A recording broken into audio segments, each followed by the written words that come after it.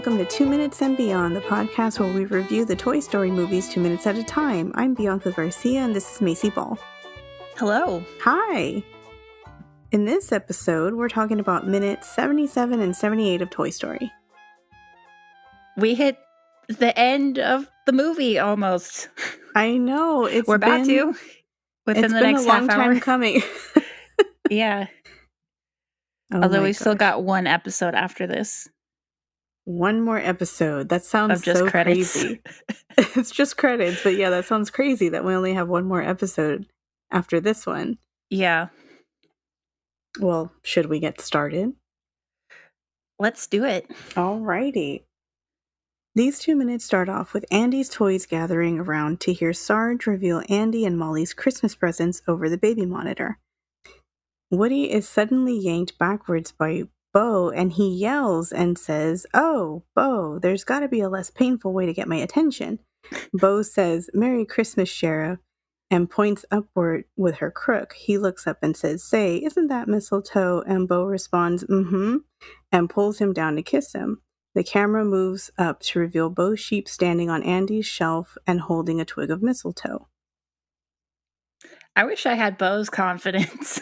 You know, that would be great. But like every single time I've even just been like friendly and said hi to somebody, they always look at me weird. And I'm like, I'm not soliciting anything. I'm just being friendly, saying hi. Like, do I give off a threatening aura, or I don't know. Bo is definitely a woman who knows what she wants. This is true. I feel like she's the one in the relationship that wears the pants. Like Woody's literally in Toy Story 4. Literally in Toy Story 4. And I feel like Woody is like the yes dear kind of guy. So he just listens to what she says. I feel like, maybe we've talked about this before, but I feel like she probably made the first move. She probably did. You know what? I 100% agree with that. She did, because Woody's too, like floppy and squiggly and makes that crazy little noise he does. And if he had sweat glands, he'd be sweating. I also, I don't remember if we talked about this or not, but Bo's sheep really, like, they needed that upgrade that they got in Toy Story 4. They did. They look very, like, not bad, because, like, they still look like sheep, but they look plain. Honestly, they just look weird. They look weird, and to me, they look like they're a 3-headed sheep. It's just because of the model just looks weird. I think to me, the most they look like stress balls, like the little character stress balls that the doctor's office gives you. They should make that. They should make Bo's sheep stress balls. I would buy one. That sounds great. I have a little llama that kind of has like the poofiness of the sheep, and it kind of reminds me of it, but of course it's not as round. Mm-hmm. But I think if they were to make something like that, I would definitely buy it. Yeah. So, out of curiosity, I looked up the history of why kissing under the mistletoe at Christmas is a thing. I found this Time magazine article, and so it's not, from what this article says at least, it's not really understood why it started, but there is kind of a general idea of like when and where it started. Mm-hmm. They think that the why might trace back to this Norse myth about, I don't even know, about this god Baldur, and I guess his mother cast some kind of magical spell that has, it doesn't matter. It has to do with mistletoe, but it doesn't really have anything to do with kissing. So it's unclear what how the tradition would have come out of that. I think It's just guys just trying to get to kiss girls. They're like, hey, there's a piece of leaf. Well, let me just grab this girl and kiss her. And it's like, that's the weirdest thing on earth. Like, you could be under a tree and the guy's like, hey, there's a leaf. You know, like, it's just so weird. Yeah, well, okay, so I'm reading a little bit more that I forgot. And apparently, in some versions of the story, the character Frigg declares the mistletoe to be a symbol of love after her son dies and like promises to kiss anyone who passed underneath it. But that's not how the story is always told, and it's not thought to be like the accurate version of the story. So it's still not clear where that actually came from. Um, and it also has nothing to do with Christmas. It really has nothing to do with So, Christmas. yeah. So this article says that kissing under the mistletoe wouldn't have existed as a popular tradition before 1720 because the most extensive research about the plant was published that year and it did not reference the practice. Uh, the historian in this article is talking about. Says John Coltbatch, an English apothecary and physician, wrote 2 books on the mistletoe in 1719 and 1720, and apparently he had a whole section on like superstitions and customs associated with mistletoe, but he doesn't mention anything about kissing under the mistletoe at Christmas. And the earliest reference that has been found to kissing under the mistletoe was from a song published in 1784, where one of the verses says, "What all the men, Jem, John, and Joe, cry, 'What good luck has sent ye?' and kiss beneath the mistletoe, the girl not turned of 20."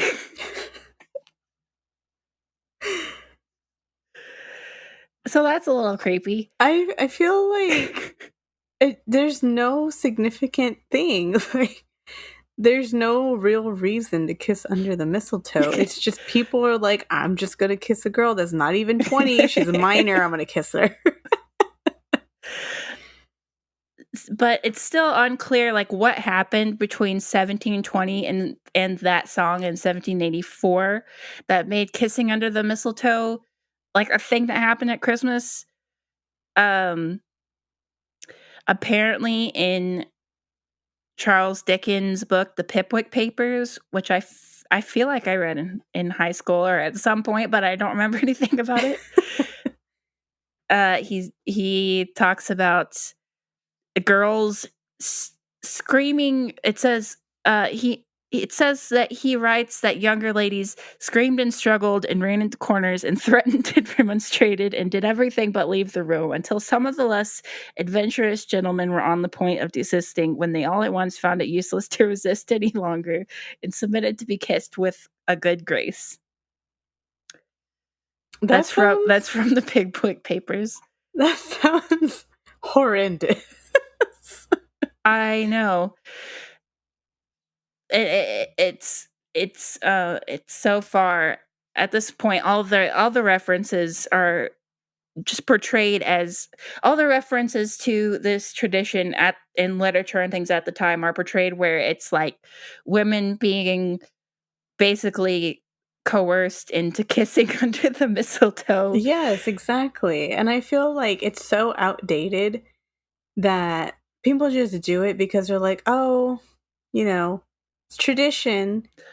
It says that historians have said that they would have believed that they had to accept kisses from men or risk bad fortune. But it also says exactly how serious their resistance was. It's hard to say based on evidence, but they said that there were also several stories from around that time that showed women like using the mistletoe excuse to elude possessive husbands and parents who might have otherwise possessed or prevented such kisses.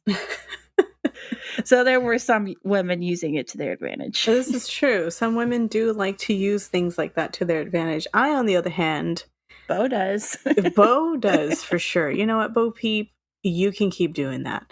I'm going to be the one running away until they catch me. That's so interesting, though, because, like, I never look stuff like this up. I never look Mhm. up why, people do it. I've just always been turned off by that fact. Like, I don't want to be kissed by a stranger. Yeah, and apparently the tradition, started in America because of Washington Irving's book, The Sketchbook, which was published in 1820, because it talks about kissing kissing under the mistletoe, I guess. Oh, okay. Good old America starting crazy traditions. Yeah, like, I don't have any problem with it as long as no one's forcing other people to kiss and Yeah, like, all of the people involved are okay with it, yeah, if it's a like this movie. couple, exactly. Like, if it's a couple, like, I don't mind it because they're both consenting and in love. But if it's a stranger, like, all these historical pieces that you just read, it just sounds a little like, oh, that's not nice. Or, like, other it it it seems like the kinda thing too that, like, someone like, your friend might do to tease you about your crush or something like that too. Right, yeah. Something like that, I'd be like, no, I'm just leaving the party. I just came here for the punch. Yeah. But yeah, no, that is interesting. I wonder if there's any other countries that like followed this. Like if there's any other like I'm pretty sure Other than the UK yeah, I'm pretty and sure in the like US. in Europe and the UK and everything, like they do it. But like if there's like other countries, like I highly doubt people who don't celebrate Christmas would be doing Well, yeah, something it's a like that, Christmas tradition. obviously. But, like there are some people that are like, "Oh, let's, take a look at this holiday to see what it's all about." And, Mhm. like if they are just like, "Oh, that's an interesting tradition," and, stuff like that. Yeah. I'm like, "You can have it."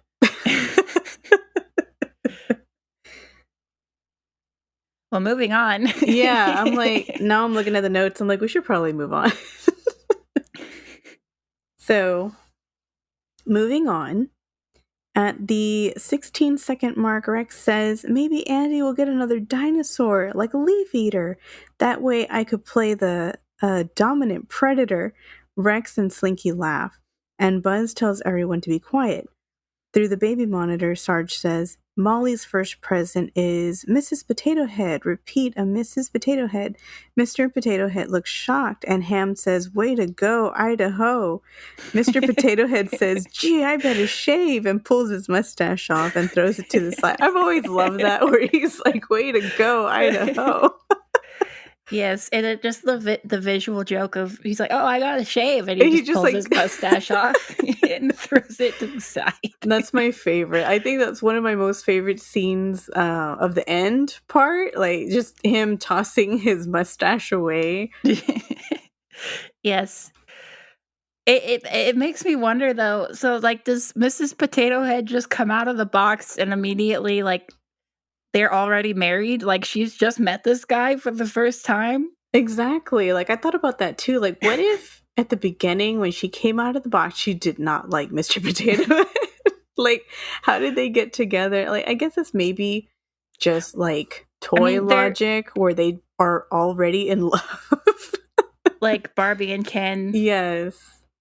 I don't know. they're made to be a couple, but, like, then if she met another Mr. Potato Head, would they be in love? Exactly. Would it be a love triangle where they're like, oh, but there's two and I love them both? And it just turns into like a drama between Like, potato.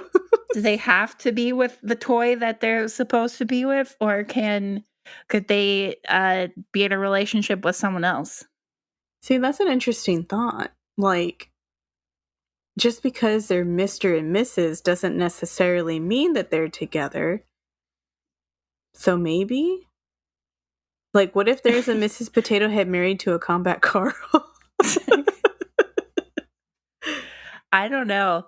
I am really excited to see Mrs. Potato Head when we get to Toy Story 2, Oh, though. I love Mrs. Potato Head. She's one of my most favorite characters. She's just so, like, I love her. She's hilarious, and She she has some of is. the best bloopers from the blooper reel for that movie. Yes, I love those. Oh my gosh, I can't wait till we talk about those. And the monkey chow for the monkeys, of course. That's my favorite. She's just putting all this stuff in him. I'm like, oh my gosh, how is it fitting in him?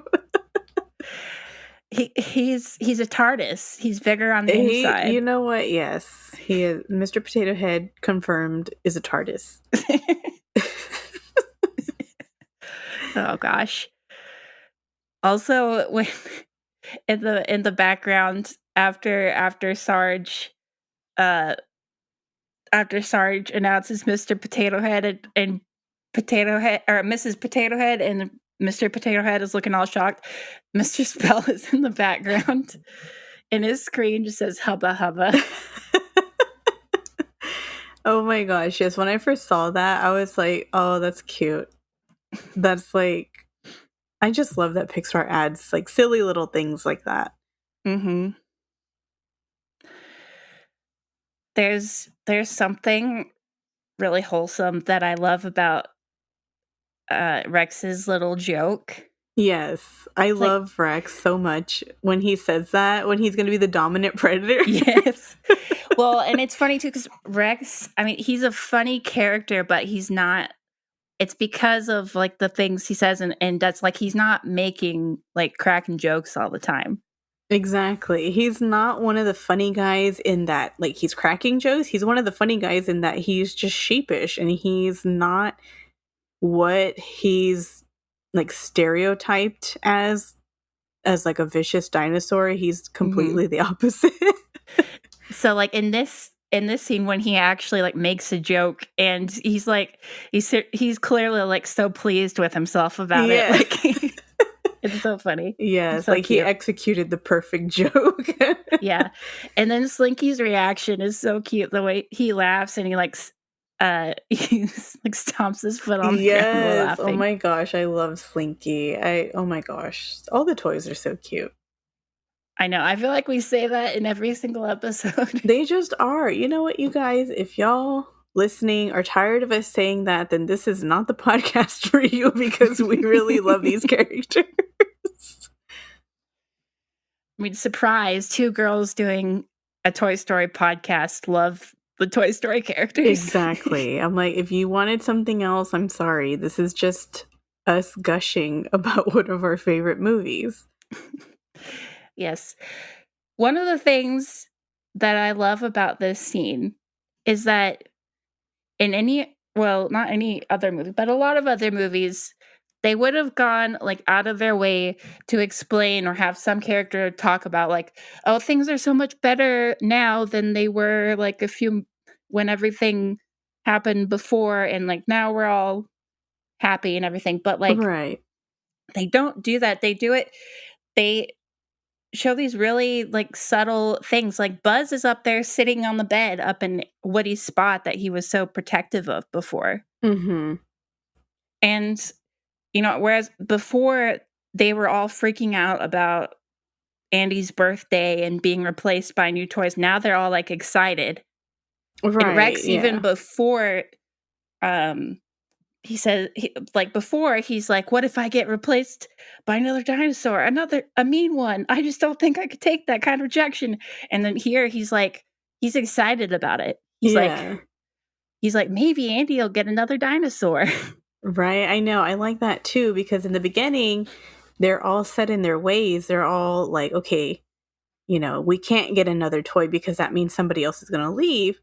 But after going through, like Woody almost getting quote unquote replaced, and now that they see that everything's okay, that nobody got replaced, they're working together, they're friends now, they're like, okay, it's not that big of a deal since the most important toy here is friends with the new toy.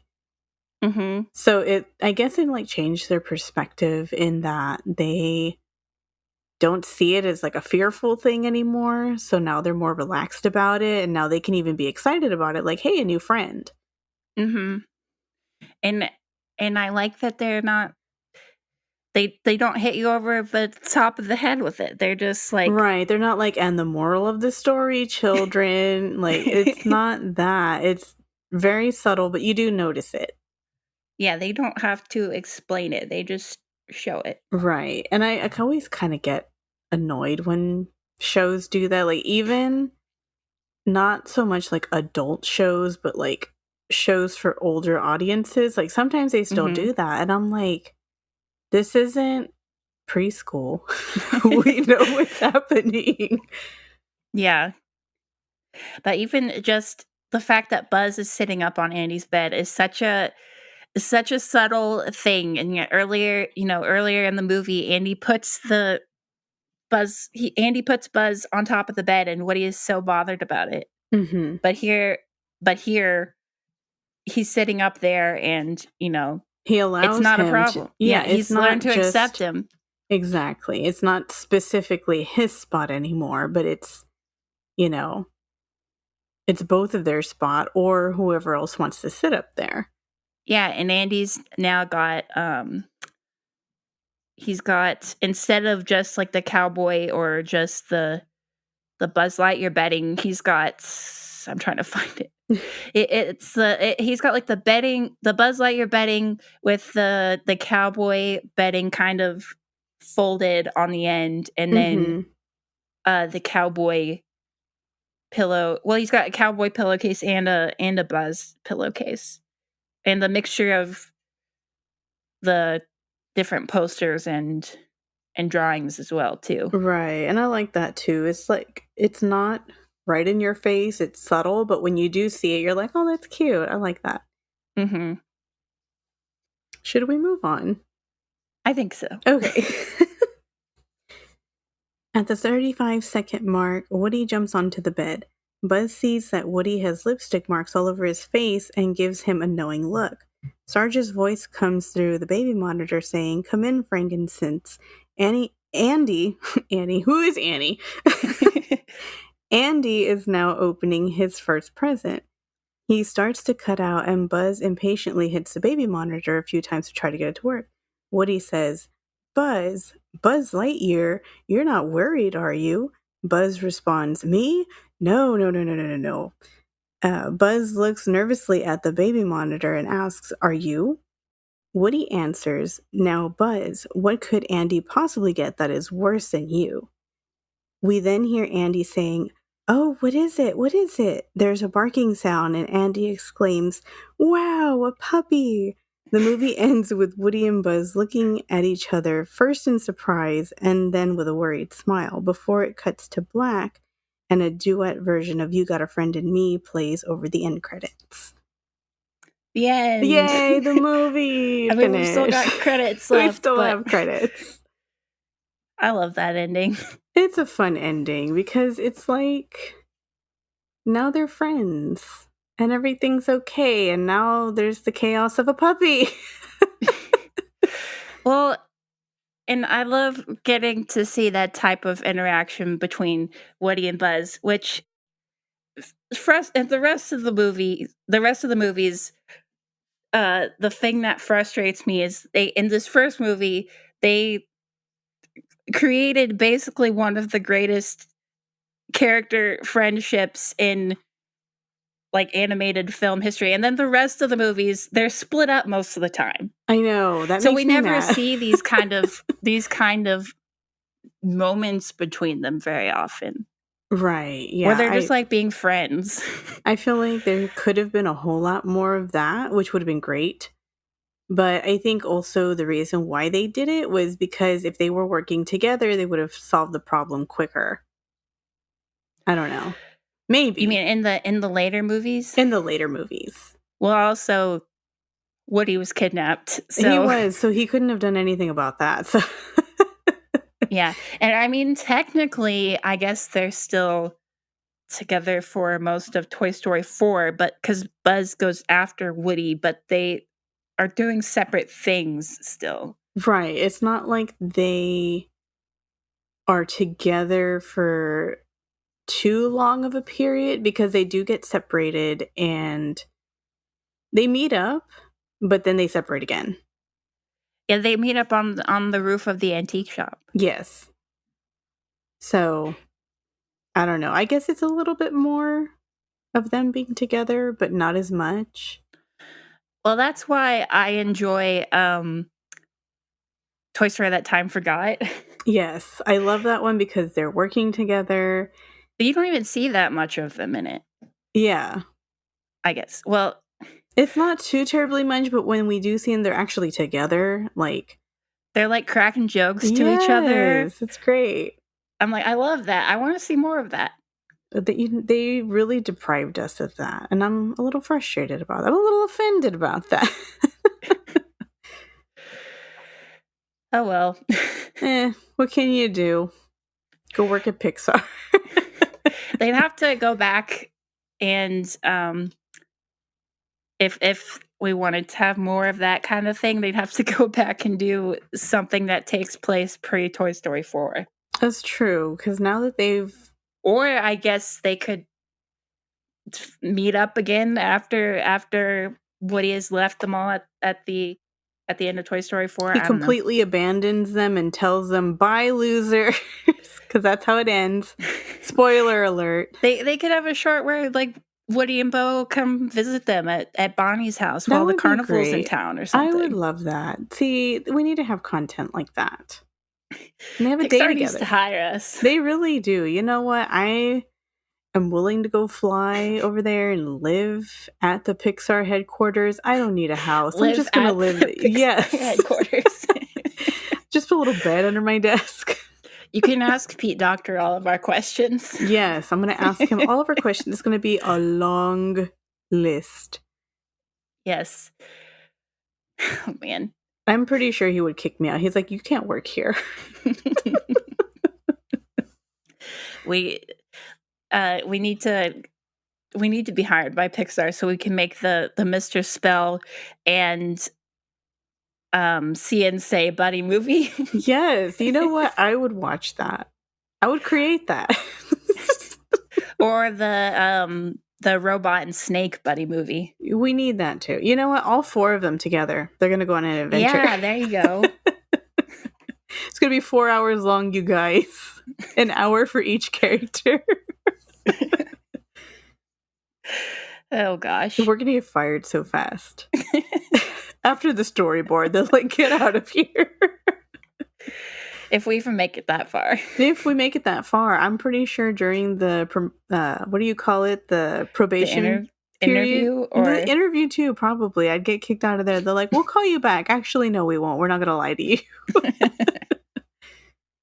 Oh my You'd gosh. have more of a chance of getting hired than I would because you're actually an artist. So that only goes so far though. They're like, "Can you storyboard? Can you shade? Can you do this? Can you do true. this?" I'm like, "I know how to draw a stick figure." Oh, you're selling yourself short.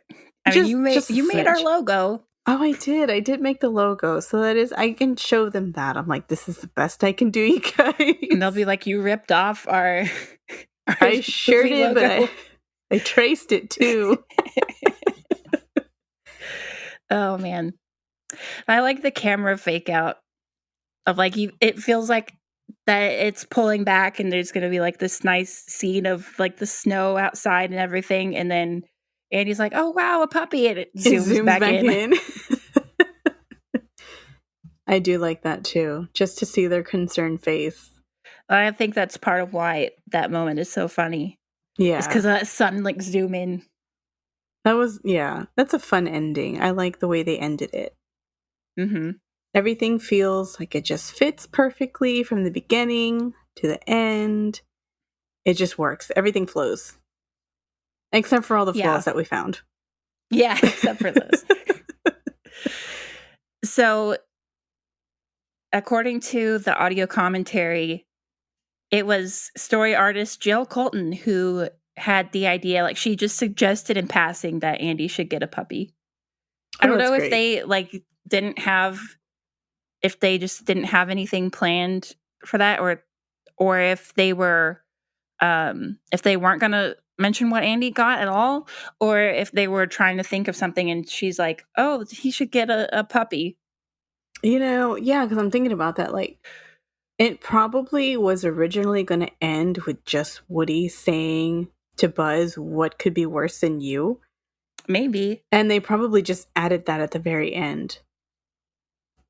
Well, either that or I I don't I should have written down if they had if they were going to have, like, if they were going to say what Andy got for a present or if it was gonna be like you said, but it just seemed I like that they have Andy get a dog just because Hmm. of the whole ordeal they've been through with Scud this whole time. I know. And it's funny because animals, especially puppies, do chew on toys if you leave them on the floor. I don't know if I've said this before. I think I have. But I would have Barbies on the floor and our dogs when they were little. If they weren't chewing on our potatoes, they were chewing on my Barbie's hands and feet. So I had a bunch of Barbies with just like the grossest, most chewed up. They didn't even look like hands anymore. It was horrible. I'm like, my poor Barbie. Well, in Toy Story 2, they show that Woody has Buster trained better than Andy does because he does that, like, stick 'em up thing, That's and true. what he does it for Woody, but he doesn't do it for Andy, so that Yeah, makes me think that they were immediately like, "Okay, we gotta start train." The toys were like, "We gotta start training this dog right away so that so that he doesn't start chewing on us." that's true. Yeah, I feel like that probably happened because nobody wants to get chewed on. No. Even if toys may or may not feel pain, they still don't wanna get chewed on. They just don't want to be mutilated. They're like, I don't want a No. gross, slobbery hand that doesn't look like a hand anymore. But I mean, I'm glad that they trained them. That's kudos to them.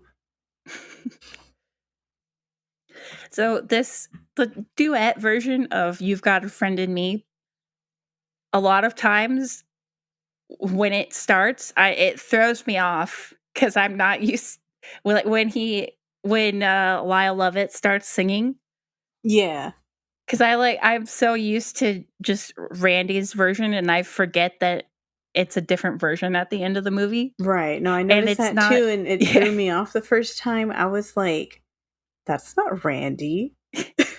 Who is this other guy? Exactly. But then I remember, like, oh, it's a duet. Yeah, because I don't listen to that version, like, on the Right. soundtrack. Like, like, there's nothing wrong with it. It's just that that's not I just prefer to listen to The Randy the Newman one. version at the top of the movie. Yeah. You know, I never paid attention because I think I have both of them on my Spotify. Mhm. And I've never paid attention to which one plays more. I think the duet plays more, now that I think about it. I feel like the only times I've listened to the duet version, like, outside of just watching the movie, has been, like, listening to the soundtrack all the way through. Mhm. Like, it's probably not the one like, if I'm just gonna listen to the song, I'm gonna listen to, uh, Right. Randy's version. Yeah, and that's probably the popular opinion of everybody because that's the first one that you hear. And it's also the one that gets used in 3 and 4. Yeah. So, So probably I feel like that one's more played than the end one with the duet. So, yeah. yeah, I can see that. It is appropriate that it's a duet, though, because like, Mhm. at the beginning, when we hear the song, it's, like, supposed to represent Woody and Andy, but it's, like, Woody's Woody's perspective about Andy. But at Right. the end, because he can't, talk to Andy, and Andy, like, you know. Mhm. So Exactly. so it's just from his perspective. Right. And then at the end, it represents Woody and Buzz's friendship. So it's the 2 of them. Yeah, and I do like that dynamic that they added to it just to represent that. I feel like it really just like ties the movie together. Yeah. It's a nice bookend. It is. It's a very nice bookend. I like it. Well, we've come to the end of the actual We've come movie. to the end, and it finished right at 1 minute 10 seconds because that's when the credits begin. Yes, should we explain how we're going to talk about the credits? I think we should because we do have that one last episode, and it is about the credits. Our next episode is all credits. So we're not going to go through every name. No, that would take forever. Obviously, yeah, 5 hour episode. obviously all these people in the credits worked really hard, and um they and we appreciate their hard work on this movie, but we just can't. It would take forever if we tried to talk about every single person. Right. It would take way too long, and to get every single person's information, like if there's someone out there that doesn't have like a lot of their information out there, we would just have to skip over them because there wouldn't be much to talk about, like Yeah. there's probably a lot like that, especially like in the first movie. Well, I guess I can ask this later, so I'll just ask it later. Okay. So what we're gonna do is we're just gonna we've gone through and picked out some names that stood out to us for one reason or another, and excluding people that we've already talked about, like, Mhm. you know, John Lasseter, Andrew Stanton, all those guys. Basically, anyone in the opening credits, and all of the main voice actors, because Right. we've already spent quite a bit of time talking about them. Yeah. So the first one I have written down here is film editor Lee Unkrich. Good old Lee. Yes. Lee Unkrich joined Pixar in 1994. Most of his Pixar credits are as some form of editor, including the movie Coco, which he also directed. I love that movie, but I can't watch it without crying. Like even thinking about that movie, I cry. But that's pretty impressive. He both edited and directed that movie. That's really good. Good He for was him. on he was on Pixar's senior creative team, also known as the Brain Trust, for several years. He co-directed Toy Story 2, Monsters Inc., and Finding Nemo. He directed Toy Story 3, Hmm. Coco, and the Coco short Dante's Lunch. And he actually left Pixar in 2019 to spend more time with his family and pursue other interests. Oh, okay. Good for Yeah. him. That he knew when he wanted to stop to be able to spend time with his family, but also, like I always feel like it's a good thing. Like for us, we're like, oh, that's sad that he left because he's so creative. But, when when it's time to go, that you actually leave and you're not like you leave in good standing. And he's also a very important a very important person, not just for Pixar in general, but to the Toy Story franchise, Hmm. because of editing this movie, co-directing Toy Story 2, and then of course directing Toy Story 3. Right. And I feel like a lot of that, like I don't want to get controversial or, just start Oh no. stating opinions. But I really do think that that's probably why Toy Story 4 didn't do as good because he didn't, Well, he was involved with that movie. It happened. but he wasn't directing it. No. Yeah. What did he do on Toy Story 4? I didn't write that down.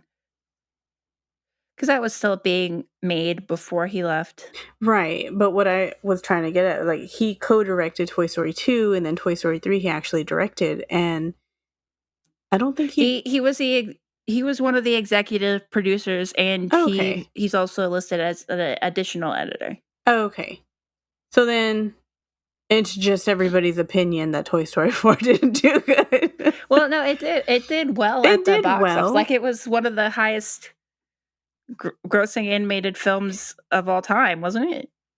Yes, but what I'm getting at is like the fandom. Oh yeah, you mean like the public's reaction The to it? public's reaction to it. Everybody, and I was thinking, like, because I didn't look up Leon Gridge's stuff, but I was like, if he didn't actually play a big part in it, that's probably why, because, you don't have one of the main pillars of Pixar. But if he was on it, then I was like, oh, that's just people's opinion. Oh, the next person I wanted to talk about was that I felt like I had to talk about is sound designer Gary Rydstrom. I love Gary. Oh my goodness. Yes. Thank you for giving us all of these crazy sounds and just making Woody sound like that.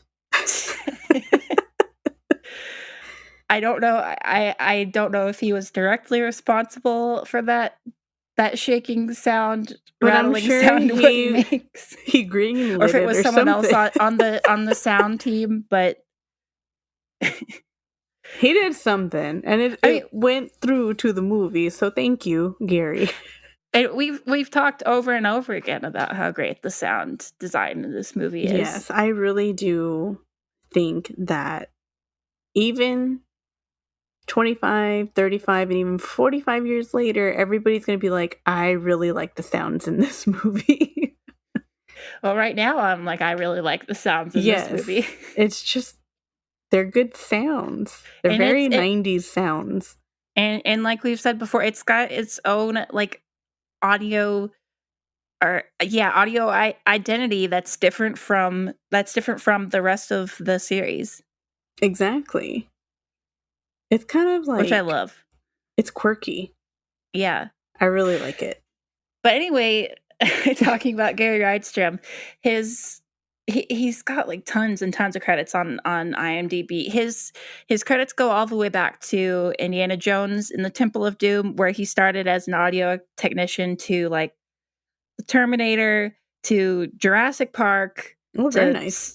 Star Wars episodes 1 and 2, and I think episode 7 as well.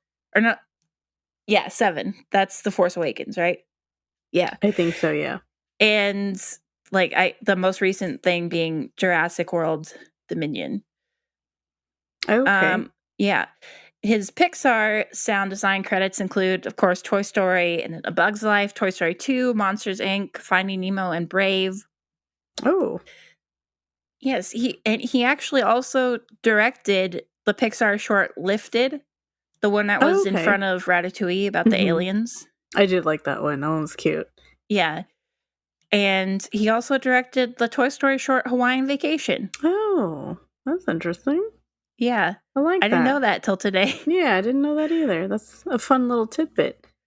Yeah, he was also the director of the canceled Pixar film Newt, which I don't know if you ever heard about that. I did hear about that. And did they ever?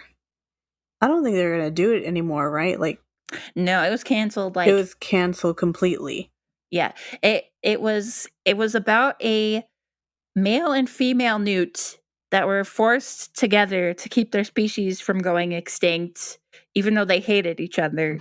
And Mm-hmm. it was initially supposed to be released in 2011, and then it was pushed back to 2012, and then it was canceled. I don't fully remember the circumstances behind that, but it might have had something to do with just like the story wasn't working. Mm-hmm. Yeah, and of note to me, and I know a few of our listeners and past guests as well, is he was the supervising sound editor and the re-recording mixer for Muppet Vision 3D, the Ooh. Muppet attraction at Disney World and formerly Disneyland. That was a really fun, I don't mean to derail, but that was a really fun show. It was. I like it. It was a lot of fun. Yes. Should we talk about Bud Lucky? Yes, we should. Yes. I love Bud Lucky. He was the story artist, animator, and then it's not shown in this it's not shown until the next clip, but it's listed later as the character designer. He joined Pixar in 1992. He was their 5th animator that they hired. Okay. He worked on most of the Pixar films up to Ratatouille, except for Finding Nemo. He played Rick Dicker in The Incredibles, and he played Chuckles in Toy Story 3. Oh, I didn't know that. Yeah, and he played Eeyore in the 2011 Winnie the Pooh movie. Oh, I didn't know that Yeah. either.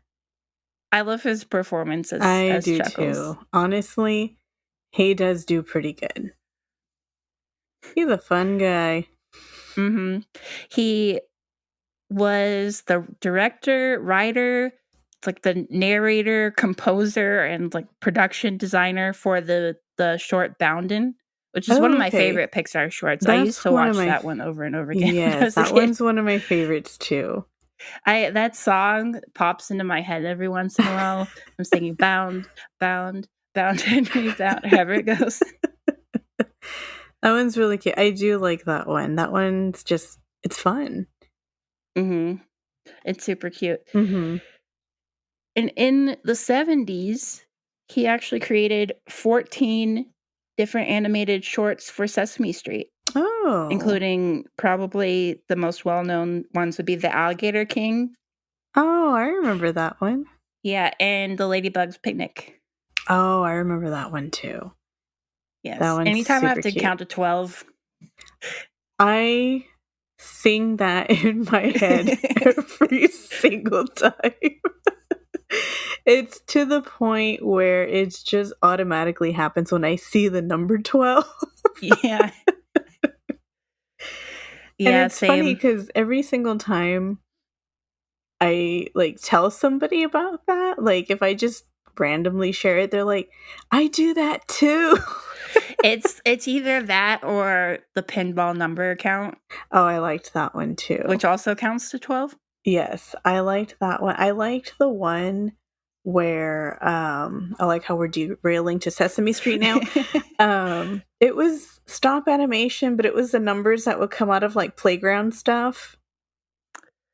Oh, I don't remember that one. That one was fun. It was just all stop animation, but it was big numbers that would come out of like a slide or like go down a slide. Was that Bud Lucky or was that just a different I think that was animated? just a different one because it Okay, wasn't okay. animated. It was just stop animation, but that reminded me of that. And I Oh. always think of that. Just totally derailing. But unfortunately, he passed away in 2018 from a long illness. I wasn't able to find out what he passed away from. Every like obituary just said that he had a long illness that he had been dealing with for a while, and Hmm. the Incredibles 2 was dedicated to him. Okay. Yeah, that I knew he had passed away, but I never knew what he passed away from. It's probably the family just keeping that, like, they don't need to share that with anybody. So Mhm. that's Yeah, probably, they didn't want to just disclose all of his information. So, yeah. Well, that's all I have about Bud Lucky.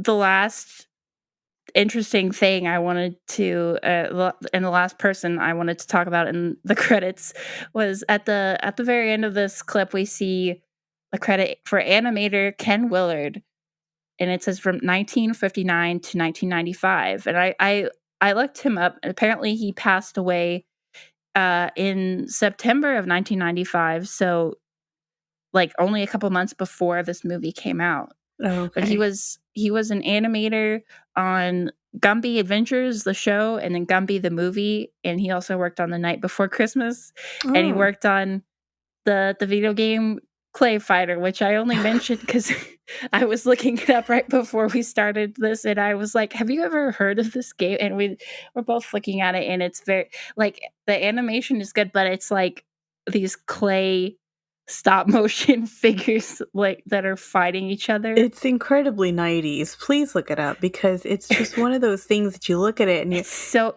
it's it's kind of bizarre. disturbing, to be honest. It But sure is a anyway, video game. mhm. So I wanted to mention him because I looked him up because it had the dates next to his name. So, Mhm. but that's all I have for this clip and for this part of the credits. Is there anything else that you want to talk about? As far as the movie, I think we covered everything that I could have possibly said. And as far as the credits, I just did not have time. I apologize. I did not have time to look up any of the names. So I think we're good. Okay. Yeah, so let me go ahead and just close this out for this episode. Just to be clear, this is not the last episode of this movie. We've still got one more to go. Next week we're just going to be talking about more credits and explaining what's next to come for the podcast after we finish this movie. So stay tuned for that. It's exciting! Yay! Thanks for listening, everyone. Be sure to follow our Facebook and Twitter accounts and send us an email if you have any thoughts, comments, questions, or concerns. And if you enjoy the podcast, please leave us a 5-star review on Apple Podcasts and Spotify. See you next time. Bye. Bye.